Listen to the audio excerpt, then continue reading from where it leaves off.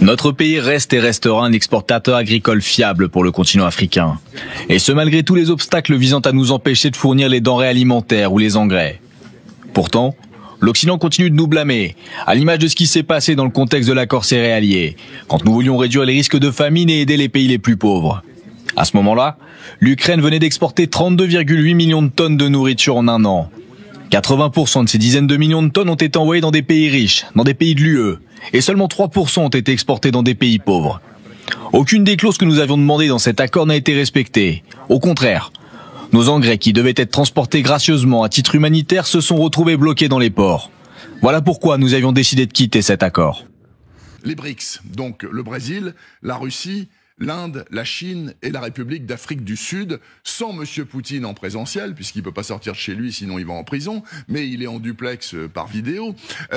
Est-ce que, selon vous, il faut élargir les BRICS? En tout cas, il y a beaucoup de candidats. Il y a plein de pays qui veulent rentrer. Il y a une vingtaine de candidats. Alors, les BRICS vont certainement s'élargir, mais ils ne peuvent pas non plus trop s'élargir, sauf à diluer. C'est déjà une entité un peu baroque, dans la mesure où ces pays ont en commun le fait de refuser la domination occidentale du monde, et en même temps, ils ont beaucoup de différences politiques, stratégiques, de statut. Certains ont l'arme nucléaire, d'autres non. Certains sont membres permanents du Conseil de sécurité, d'autres aspirent à le devenir et n'y seront pas depuis longtemps.